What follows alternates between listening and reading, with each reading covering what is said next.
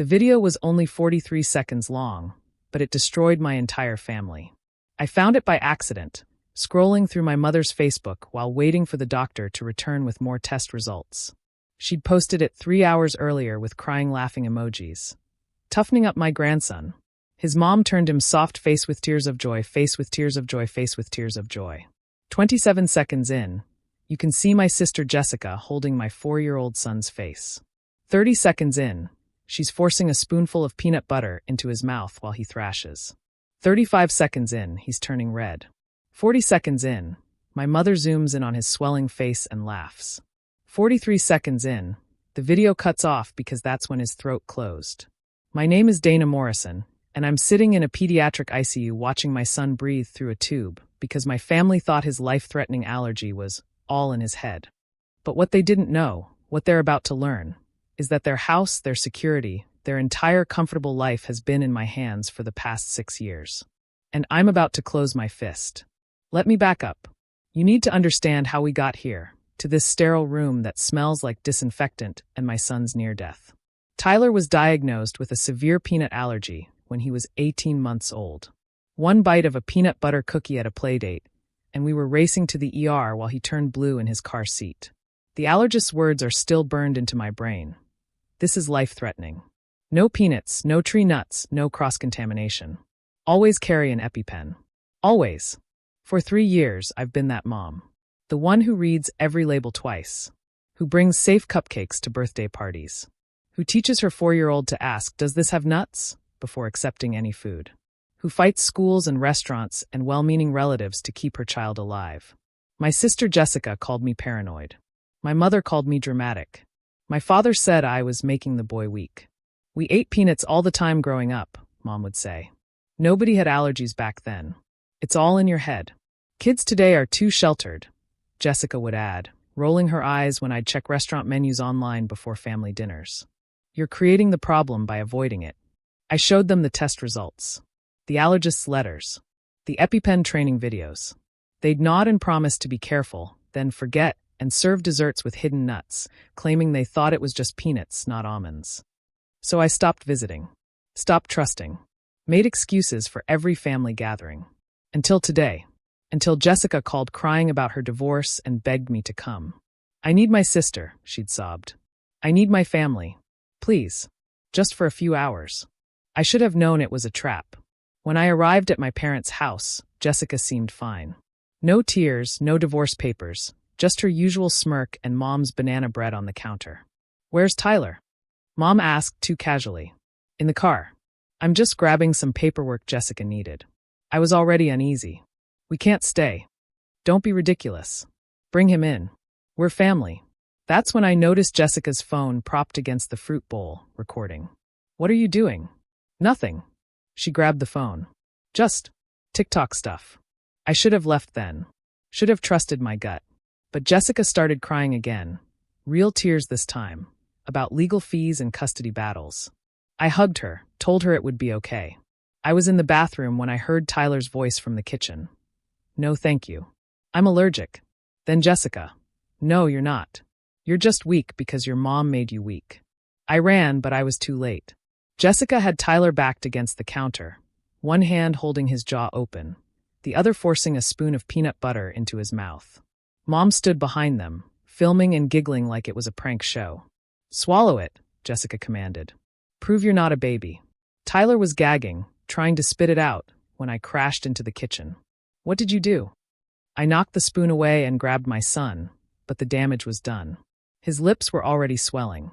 The hives started as I carried him to the car, spreading across his neck like wildfire.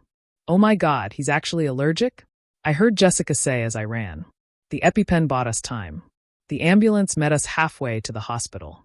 By the time we reached the ER, Tyler was in full anaphylaxis, throat swollen shut, blood pressure crashing, skin purple and molten with hives. They intubated him in trauma bay while I screamed his medical history at anyone who'd listen. Severe peanut allergy. Force-fed peanut butter. Intentional exposure. Please save my baby. 6 hours later, I sat in the ICU scrolling through my phone to keep from losing my mind. That's when I found the video. Posted publicly. Hundreds of views already. Comments from their friends laughing about helicopter moms and spoiled kids these days. My baby was on a ventilator, and they were collecting likes for nearly killing him. I called my lawyer first, then the police. Then I did something I'd sworn I'd never do. I called in the mortgage. 6 years ago, my parents were drowning. Dad's business had failed, Mom's medical bills from her hip replacement had piled up, and the bank was circling like a vulture. They were 60 days from losing the house they'd lived in for 30 years. I'd just gotten a promotion and a signing bonus that would have been my down payment on a bigger apartment. Instead, I bought their mortgage from the bank. Not paid it off, bought it. Became their lender. Set up a payment plan that let them keep their home and their pride. Family helps family, I'd said, having them sign the papers without reading too closely. Just pay me back when you can. They'd made exactly 3 payments in 6 years. I hadn't pushed because I thought family meant something. Because I thought gratitude might eventually translate to respect. I was wrong. The call to my mortgage attorney was brief. I need you to start foreclosure proceedings immediately. On your parents' house? Are you sure? I looked at my son's swollen face, the tube breathing for him, the monitors tracking his fight to stay alive. I've never been more sure of anything. The police arrived at the hospital that evening to take my statement. I showed them the video, the medical records, the years of documentation about Tyler's allergy that I'd sent to every family member. She knew, I said. They both knew. This was intentional assault on a minor. The officer watched the video 3 times, face hardening with each viewing. Ma'am, this is attempted murder. She force-fed a known allergen to a child while someone filmed it. The DA will want to see this immediately. Jessica was arrested that night. Mom was arrested the next morning. The Facebook video had been screen-recorded by dozens of people before she thought to delete it. Evidence of premeditation, the detective said. The filmed setup, the forced feeding, the laughter as he struggled. But I wasn't done. While they sat in holding cells, I had the foreclosure papers delivered to the empty house. 30 days to pay the full balance of $127,000 or vacate. 6 years of missed payments, accumulated interest, and processing fees all due immediately. Dad called from the jail's visiting room after seeing Mom. Dana, sweetheart, this is all a misunderstanding. Did you know? Silence. Did you know they were planning this? I told them it was a bad idea. But Jessica was so sure. I hung up. Tyler was extubated on day 3. His first words were, Aunt Jessica hurt me. I know, baby.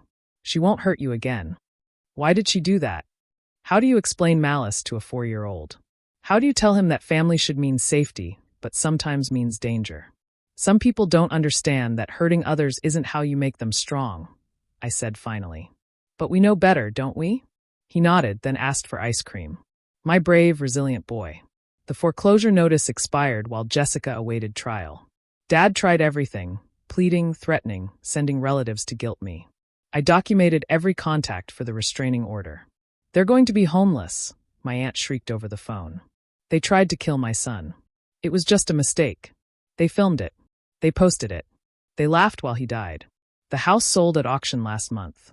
I didn't attend, but my lawyer said Dad stood on the lawn crying as the new owners arrived.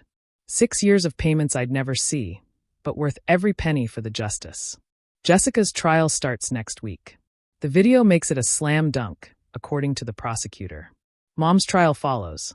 They're both looking at significant time, aggravated assault, child endangerment, attempted murder if the DA can prove they knew the severity of his allergy, which my documentation shows they did. The hospital bill was $47,000 for 5 days of intensive care. Insurance covered most, but the $5,000 ambulance ride? That's all mine. I framed the bill and hung it in my home office beneath a photo of Tyler from his 5th birthday last week. Alive, laughing, covered in allergy-safe chocolate cake. $5,000 to save my son from family who thought his life was worth less than their point about toughness. They paid with their freedom, their home, their future. I paid $5,000. I got the better deal. People ask if I regret destroying my family. If I feel guilty about my parents being homeless, my sister facing prison. I tell them this, family isn't blood. It's trust. It's safety. It's protecting the vulnerable, not attacking them for sport. My real family is Tyler, healthy and starting kindergarten next fall. It's the friends who rushed to the hospital. The doctors who saved his life. The prosecutor who watched that video and said, We're going to make sure this never happens to another child. Jessica thought allergies were for weak kids. But Tyler survived her attempt to kill him. He's the strongest person I know. And me? I'm the woman who chose her child over the people who tried to murder him for Facebook likes. They called that weak too. Right up until the eviction notice arrived.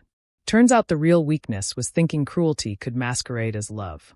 That toughening up meant risking death. That family bonds were stronger than legal contracts. They were wrong about everything, but especially about Tyler. He's not weak. He's not spoiled. He's not less than. He's alive. And that's worth every bridge I burned to keep him that way.